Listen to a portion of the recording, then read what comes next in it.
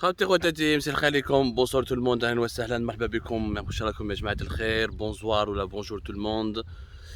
J'espère que vous vous portez bien, j'espère qu'il fait beau aussi chez vous, que vous arrivez à profiter un peu, à respirer, c'est très important pour le mental et la santé.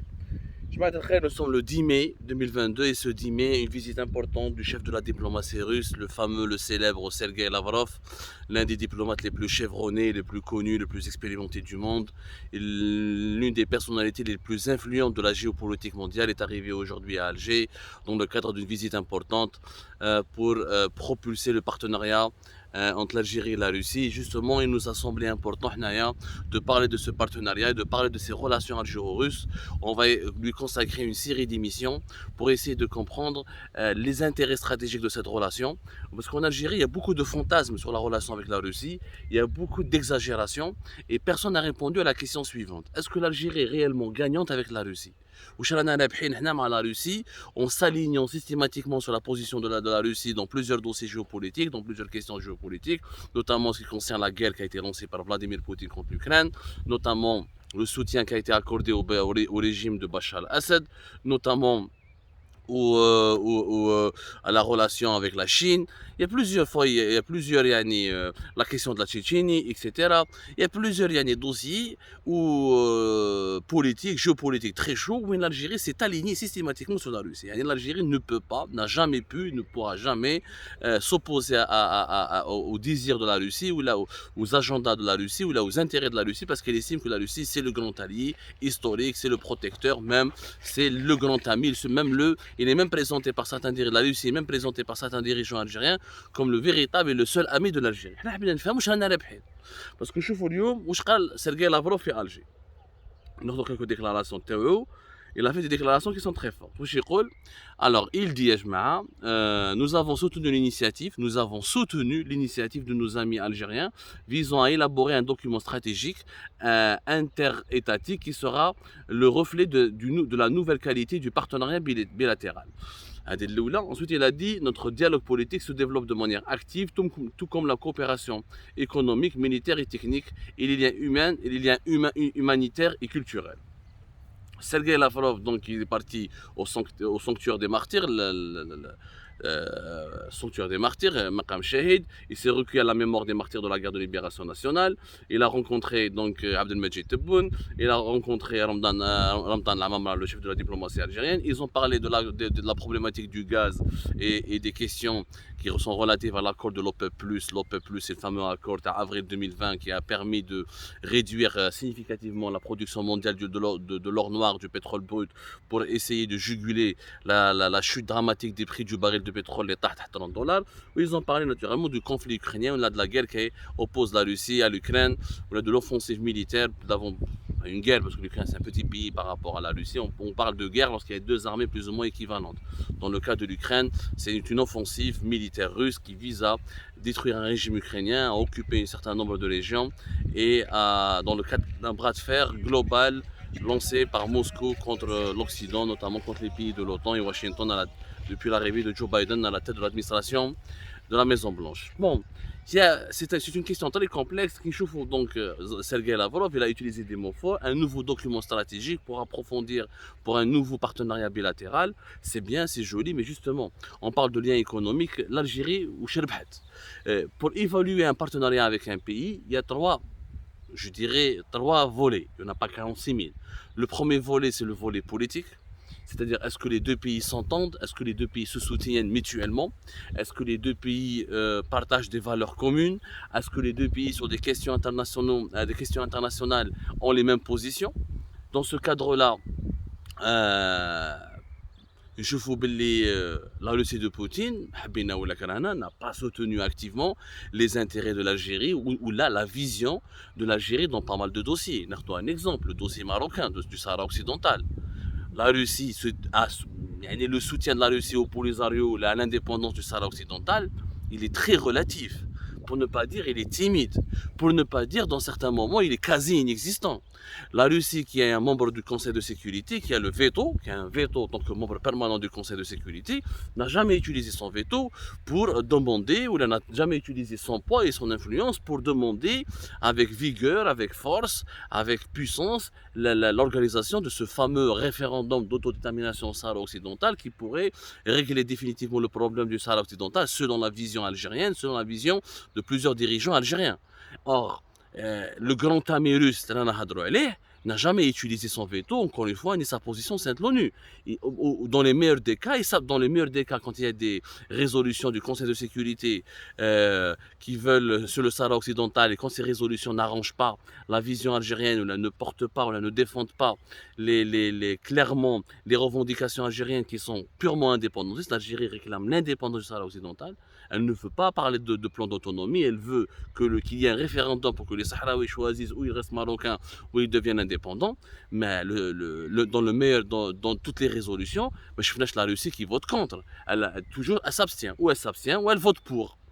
Mais je finis la Russie dire contre ou la s'oppose directement aux intérêts du Maroc ou la présence marocaine في الصحراء occidentale. ما شفناهاش وما شفناش حنايا ان امباسادور روس ولا ان ديريجون روس ولا فلاديمير بوتين كاش نهار قال باللي je soutiens l'indépendance du Sahara occidental. كاين des membres du Polisario qui vont en Russie, qui bénéficient de certaines bourses, qui sont formés, qui sont logés, oui, mais ça s'arrête là, c'est de la coopération purement humanitaire. Sur le plan politique, ما شفناش un soutien important de la Russie. Et باش نتفاهموا عليه عمي. Sur plusieurs autres questions internationales, bon, le Sahara occidental c'est le principal problème de l'Algérie parce que c'est le problème qui nous oppose au Maroc, notre voisin direct. Mais sur les autres questions géopolitiques du monde, voilà quoi. L'Algérie est un pays anti-sioniste, anti-Israël. La Russie ne l'est pas. La Russie elle a des relations israéliennes très poussées, très approfondies. Il n'y a pas de forcing russe contre Israël. L'amitié politique. Sur le plan politique, l'Algérie n'a jamais profité réellement de la puissance russe ou là du veto russe au Conseil de sécurité ou là de la carte russe. La carte russe, le soutien de la Russie à l'Algérie est très limité. Sur le plan politique, à chaque fois que nous avions des crises, l'Europe, etc., c'est vrai, Moscou ne critique pas le régime algérien comme le fait l'Union européenne, comme le fait la France, ou les puissances européennes plus ou moins des puissances démocratiques, voilà. Je dis plus ou moins démocratiques, voilà, parce qu'il y a toujours des déficiences et des défaillances, mais jamais Moscou n'a tapé du poing sur la table disant ne touchez pas à l'Algérie ou arrêtez de parler de l'Algérie comme elle le faisait avec la Syrie. Ça n'a rien à voir. Donc l'amitié politique, elle est superficielle. Superficielle. Poutine ou la Russie ou la Moscou ou le Kremlin ما وقفوش معنا في les dossiers les plus chauds. La preuve, le dossier du Sahara occidental résume parfaitement les contradictions de l'attitude algérienne vis-à-vis de la Russie. صاحبنا و grand ami وما على باليش ونشروا عليه السلاح etc. À la fin, la Russie a une position beaucoup plus proche de celle du Maroc que celle de l'Algérie, de la position que défend officiellement l'Algérie. Donc, la première dimension, la dimension politique. La deuxième dimension, c'est la dimension économique. Et quand tu veux évaluer les rapports, un partenariat d'un pays, les partenariats entre deux pays plutôt, le partenariat d'un pays avec un autre, c'est la dimension économique. Économiquement, la Russie. Nada. Zéro. En 2020 et 2021, les échanges économiques entre les deux pays étaient de 3 milliards de dollars. Pas plus. Le meilleur chiffre a été réalisé en 2018. Il y a 4 milliards de dollars. Au les 4 milliards de dollars d'échanges économiques, imaginez, l'Algérie n'a exporté vers la Russie que 8,2 millions de dollars. C'est des importations que la Russie, notamment des métaux, des produits métallurgiques, des minerais, ou là des machines de transport, des engins pour les travaux publics, etc. Voilà ce que nous sommes, et du blé russe. Nous avons importé un peu de blé ou là des produits alimentaires russes.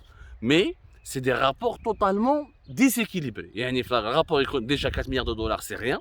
C'est très peu, c'est que dalle, comme on dit. C'est indigne d'une relation que tu qualifies de stratégique, c'est indigne d'un partenariat que tu qualifies de sensible avec un grand pays ami, donc rien. Où la Russie, 8,2 millions de dollars.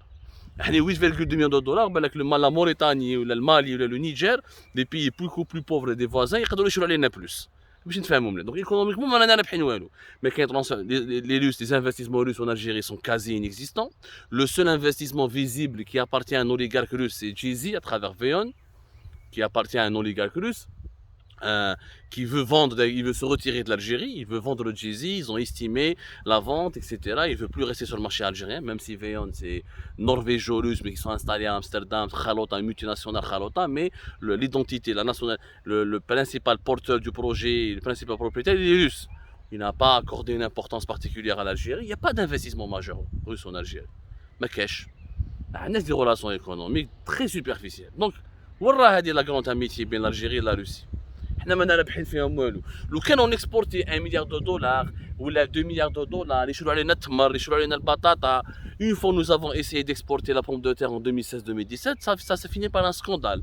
Les Russes عاودوا بعثوا لنا la pomme de terre. Rappelez-vous du scandale de la pomme de terre périmée ou la pomme de terre pourrie qui a été renvoyée par des clients russes parce que elle a été emballée dans des conditions catastrophiques et sans respect de certaines normes sanitaires ou certaines normes de consommation. وما نجحناش. يعني واش ربحنا مع لا روسي؟ ما ربحنا والو، هما راهم رابحين معنا باسكو ils exportent vers nous beaucoup plus que ce qu'ils importent de chez nous. هذه الاولى. دونك ما ربحنا والو، ما كاين ترانسفير دو تكنولوجي، ما تعلمنا على حاجه على لي روس، ما ربحنا عليهم alors qu'ils ont un savoir-faire avéré dans les nouvelles technologies, dans la cybersécurité, dans l'industrie lourde, dans certains types de l'industrie lourde comme la sidérurgie ou là dans certaines fabrications d'équipements de transport ou là ما ربحنا والو. Grande désillusion. Et c'est le projet peut-être qui illustre réellement l'inutilité de ce partenariat ou le caractère superficiel de ce partenariat entre l'Algérie et la Russie. Le vaccin Sputnik, en 2020, l'Algérie devait le fabriquer, devait être parmi les premiers pays qui le fabriquaient. Ben, les Russes n'ont pas accepté. Il y a eu des discussions avec un homme d'affaires privé. C'est un groupe privé, un homme d'affaires. Les autorités algériennes, ils ont imposé aux Russes Saïdal. C'est Saïdal qui doit le fabriquer dans une unité Santena. Ils ont fait quelques négociations. Les Russes se sont retirés. Chef les Saïdal n'étaient pas, alors ils ne sont pas à la hauteur. Saïdal, voilà. Le Sputnik n'a jamais été assemblé ou produit localement en Algérie. L'Algérie donc s'est rabattue ensuite sur le vaccin chinois à partir de 2021 pour rattraper le retard qu'elle avait accumulé. Et le vaccin Sputnik, et les quantités, la Russie a donné généreusement ou l'a distribué beaucoup plus facilement du vaccin Sputnik durant la pandémie de la Covid-19 à des pays comme la Turquie, à l'Argentine, à l'Inde, à des pays africains, comme l'Angola. L'Égypte avec une facilité beaucoup plus déconcertante, alors que l'Algérie n'a pas bénéficié d'un traitement de faveur. La Russie ne nous a accordé aucun traitement de faveur pendant la pandémie de la Covid-19. ما حبوش même pas يخدموه معنا. Le vaccin تاعهم Sputnik. Donc, يا جماعة وين راه البارتناريا استراتيجيك؟ مانا رابحين والو معاهم. يبقى la dimension militaire. La dimension militaire, c'est le troisième aspect important à travers lequel tu peux évaluer l'importance des partenariats entre les deux pays. Sur le plan militaire, oui. Nous sommes l'un des plus importants clients de la Russie. Il y a des clients beaucoup plus importants. L'Inde est un client beaucoup plus important. Mais sur le continent africain, nous sommes le client le plus important. Nous achetons 80% de notre armement, pratiquement, si ce n'est pas 85%, depuis la Russie. Mais, شكون اللي راهو رابح؟ هما ماشي حنايا. حنا واش رانا رابحين؟ حنا رانا نشرو في السلاح ونبيعوه لهم. حنا نشرو في السلاح بلوتو نخدموا به. هما راهم يبيعوا لنا في السلاح. رانا نرفهوا فيهم. Mais est-ce que pour fabriquer des armes, est-ce que la Russie nous a aidé à avoir notre propre industrie locale, à fabriquer localement? Oui, il y a eu certaines premières informations, certains micro-projets pour fabriquer certaines armes qui seraient d'origine russe. Mais ça reste des micro-projets qui n'ont jamais permis à l'industrie militaire algérienne d'émerger et de pouvoir exporter à l'étranger. Les Russes, dans nos relations militaires, sont totalement gagnants. Totalement gagnants.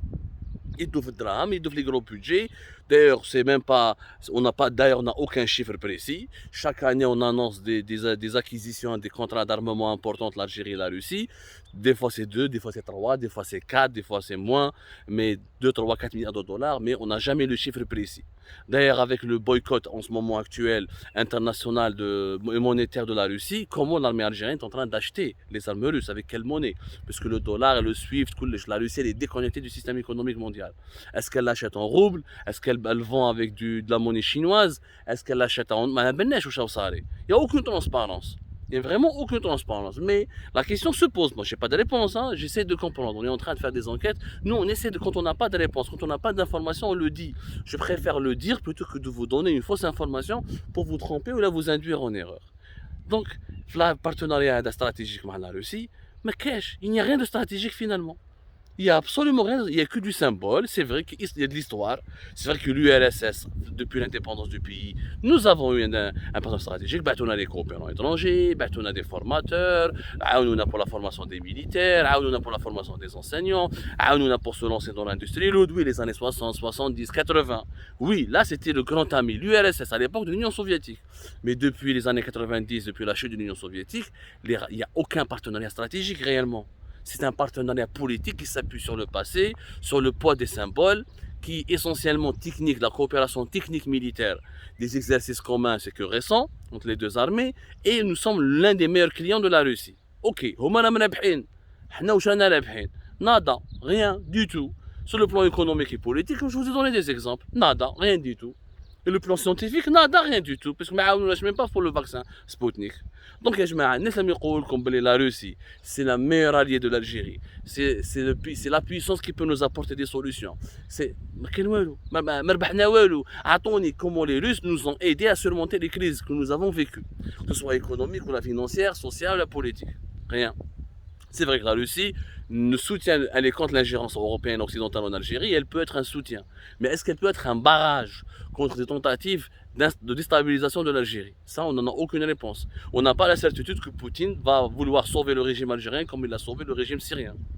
C'est deux cas différents. كاين des Algériens qui disent ما نخافوش وكلش ما يصرى بينا عندنا مشكل مع même le Maroc مع إسرائيل vont nous attaquer, la Russie va nous aider, va nous soutenir. Je ne vois pas du tout, il n'y a aucun indicateur qui dit que la Russie va soutenir militairement l'Algérie si elle est attaquée ou agressée par une alliance maroco-israélienne, par exemple, une alliance militaire maroco-israélienne. Je ne le vois pas, il n'y a aucun indicateur. Il y a pas, en Syrie, il y avait des indicateurs, il y avait 2 bases militaires russes, il y avait une proximité, il y avait un axe Téhéran, Damas, Moscou. Est-ce qu'il y a un axe Alger-Moscou ou c'est fort que l'axe Damas-Moscou? Je ne le crois pas. Il y a une coopération militaire, technico-commerciale, mais elle n'est pas stratégique. Elle n'est pas aussi stratégique que celle de la Syrie. Maintenant, si l'Algérie veut devenir la deuxième Syrie et s'allier avec la Russie, réellement la Syrie, ce n'est pas une alliance. La Syrie, c'est un vassal de la Russie. C'est une colonie russe. Bachar al-Assad n'a aucune souveraineté. Poutine est dire. Parce que c'est le colorasso, c'est le corps même la chute. C'est le corps avec contre l'opposition et contre pratiquement une invasion étrangère. Est-ce que nous voulons devenir le vassal de la Russie? La question se pose. Et il y a beaucoup de fantasmes qui sont entretenus autour de la relation de l'Algérie avec la Russie. Je pense que le débat est plus que jamais nécessaire. Et je vous invite à poursuivre ce débat sur les différentes plateformes d'Algérie. Par contre, à Google.com à tout à l'heure pour une autre émission.